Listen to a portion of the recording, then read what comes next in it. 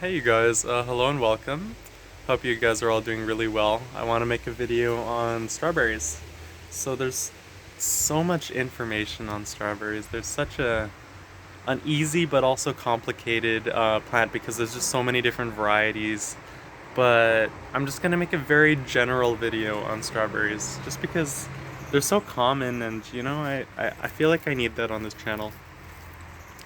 So I'm gonna cover a lot of ground here today, so it's probably gonna be a longer video, so sorry in advance, but I hope you learned something new. So strawberries are all in the genus Fragaria. So if you ever see a Latin name that says Fragaria, it always means strawberries. They're in the Rosaceae family, so they're in the same family as roses. I know it's really kind of weird to think of strawberries as roses, but they technically are. They have five petaled flowers. Some of them are white, some of them are pink, depending on the variety. And they come in three different categories. And they're native all over North America and Europe, specifically in boggy temperate areas and areas with a lot of peat. They were first originally cross-hybridized in Brittany and France. They're incredibly commonly cultivated these days. I think pretty much everyone knows what a strawberry is. But yeah, so this over here is Fragaria virginiana hybrida. So this is a hybrid variety of a bush strawberry that's native to Virginia. You also have Fragaria vespa, which is native to Europe, and then you have Fragaria Manda, I think is what it's, there's just so many different varieties. But just in general, I'm just going to go over some general care tips. So, there's several different ways to categorize strawberries. The first one is growth habit. So you get strawberries that keep on growing and trailing, and they produce these long shoots known as stolons, which exist over top of the soil, and then they reproduce that way. They kind of create these canes that dip into the soil, they produce roots, and then you get offshoots. So those over there are the trailing, vining strawberries. Now, all strawberries do this to some extent, but some of them do it a lot less. So those are the bush varieties. This over here, Virginiana, generally speaking, is a bush variety. They stay a little bit more compact. However, they do have a slight trailing habit, especially when they get a little bit older. I think they behave a little bit more like a buttercup. And they generally have more trichomes, so they're generally a little bit hairier. Now, the actual fruit of the strawberry is really unique in that they're a dry, dehiscent fruit. So, what that means is the actual fruit of the strawberry itself is just the seeds. But if you look here, just at the anatomy of the strawberry, so these seeds here are the fruit. You can see they're still green because the ovules are just still developing. But this over here, the fleshy part that we know and love, is the receptacle. So that's basically just a swollen piece of stem. And these here are the sepals. So when you're harvesting, you always want to harvest above the sepal and then harvest below here, depending on the variety. Generally speaking, you want to harvest below the sepal. Just very easy to pluck off. So there's three different categories of strawberries. There's everbearing strawberries, there's June-bearing strawberries, and then there are day-neutral strawberries. So everbearing strawberries are ones that continuously keep on reproducing all throughout the season, generally from about late April to early October. And then you have June-bearing strawberries, which typically bear fruit in June and July. Virginiana is a very good example of that. It's very hard to continuously get more fruit, so just something to be mindful of past that 2-month period. And then you get day-neutral strawberries. So the drawback with day-neutral varieties is they tend to have slightly smaller fruit, but they do tend to have a more vigorous plant habit, which seems a little counterintuitive, but they do tend to grow a little bit quicker. They're more native to bogs. Most of those varieties are from France. And another thing I want to say about day-neutral strawberries is they typically have 2 seasons. So you'll get fruit set in the early spring and then in the early fall, so September, October here in the Northern Hemisphere. So generally speaking, with strawberries, excuse me, they like to have a pH of about 6, so slightly acidic. They like very well-draining soils. A lot of the bushing, more mounding varieties are really good in containers. Isn't it cute how this is literally just like, it's literally a strawberry itself, the container. They're very perennial. depending on the variety. If you get like the white and alpine ones, they tend to have a little bit less staying power and they tend to kind of fizzle out after a couple of seasons, from what I've personally noticed. But a lot of the more true varieties, the Vespa and the Virginiana, tends to stay more perennial. The trick to getting these guys to live for multiple years is definitely to keep them excuse me, on the warmer side in the summer and the cooler side in the winter, but to not let them completely freeze. Excuse me. So if you plant them close to a house or you plant them in an area that's somewhat sheltered from frost heaving, it's a lot easier to keep these guys alive over the course of the winter. They work really well at growing on top of mounds.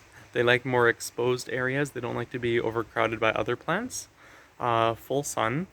If I had to rate these guys from 1 out of 10 on hardness to grow, I would give a lot of them about a 4. Just because it's a little bit hard to get even fruit set. Now some problems, that's a good, there's a good thumbnail. Anyways, so some problems with the fruit are fasciation, which means that you get like a flat fruit that's very, very flat on two sides and very thick. Usually this is a problem from what I've noticed with macronutrients. So either you're fertilizing too much or too little. These guys love, love, love, love liquid feed fertilizer. They don't tend to really like granular fertilizers, I've noticed. Excuse me. And then another very common problem is you'll get fruit that sets but never truly ripens.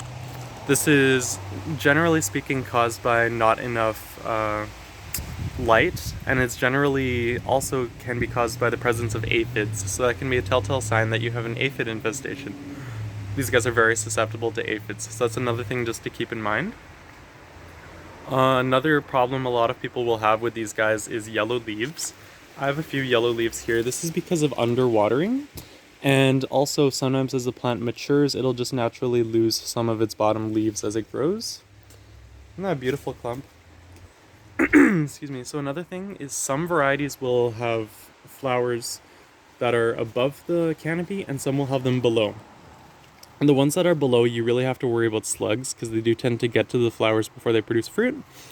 And you really have to worry about caterpillars with the ones that have exposed flowers because they tend to go after the fruit too. You can put a little bit of chili powder or cayenne pepper. Just sprinkle it on your plants. It tends to deter most caterpillars. For slugs, I recommend putting a few copper pennies at the base on the soil level. That tends to deter them too. Don't recommend a beer trap because it tends to alter the pH a little bit, tends to get it a little bit too alkaline for one. For two, it causes a mess. And for three, personally, I think it's a bit of a waste of beer. Yeah, so a few more things I want to say about strawberries regarding problems. Powdery mildew is quite a problem. I recommend bottom watering if you have powdery mildew. Another one is sometimes people will get what's called a blind compound leaf, which means that instead of these 3, you'll just get 1 lobe. It's just a common malformity of the leaves. It doesn't really affect fruit production. Excuse me. Some people will get what's similar to blossom end rot, where this here will just rot away before it becomes a full fruit.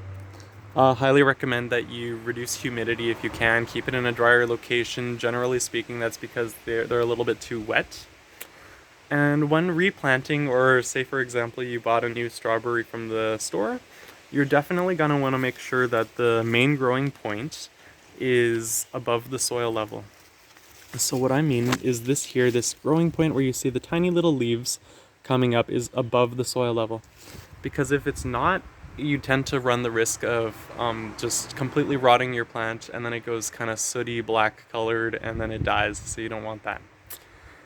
Another thing I want to say about spacing is the mounding varieties. I have 4 plants in here. They like to be about 10 centimeters apart. They will generally fill out. They like to be a little bit pot bound. Trailing varieties you can get away with a little bit closer because the stolons tend to go out. If you're going to propagate these guys by offshoots, I recommend just snipping them with scissors just to make a clean cut, or when you see them radiate outwards, just to bury them in about 3 centimeters of wet soil and keep it consistently moist. Then you can create your own strawberry plants that way. Another thing I want to say is these guys are susceptible to a little bit of thrip pressure. You can try to deter thrips by just trying to make sure that the area that they're put on doesn't have a past experience with thrips, because thrips do tend to come back. Um, I don't think biological controls are generally a very economically feasible solution within the garden. If you're gonna water these guys, tap water is just fine, but they might go a little bit yellow because of the chlorine in some municipal waters, so just something to be mindful of. The Virginiana variety grows to a width of about 2.5 feet and a height of a little bit over 4 inches.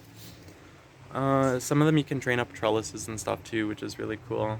The Alpine varieties tend to be a little bit smaller, but they tend to be a little bit sweeter. Best time to pick them is when they have about 95% color. A little bit of white at the base, but this here should be a bright cherry red color for best flavor.